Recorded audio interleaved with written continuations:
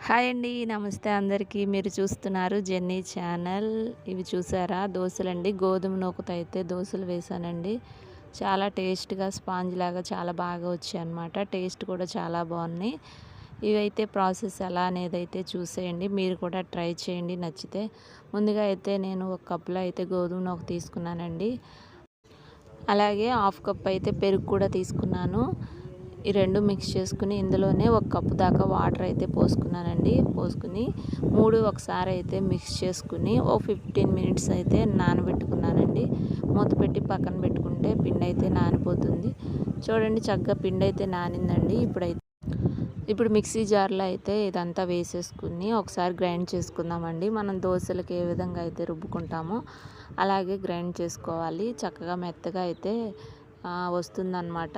చూసారా పిండి అయితే రుబ్బేసుకున్నాను. ఇది ఒక బౌల్లోకి అయితే మార్చుకుంటున్నానండి. ఇంకా ఇలా వేసుకుని ఇందులోనే రుచికి సరిపడా సాల్ట్ అయితే యాడ్ చేసుకుని ఒక 5 నిమిషాలు అలా పక్కన పెట్టుకోవాలి.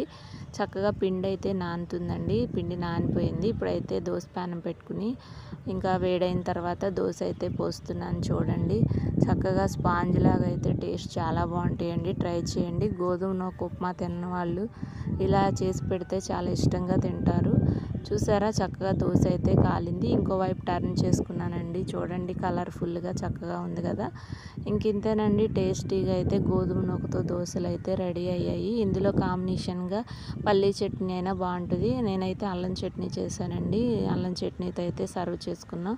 టేస్ట్ అయితే సూపర్ ఉందండి. ఇంతేనండి ఈ వీడియో కనుక నచ్చితే ప్లీజ్ అండి లైక్ చేయండి, షేర్ చేయండి, కామెంట్ చేయండి. ఇవి నచ్చితే మీరు కూడా ట్రై చేయండి. Thank you.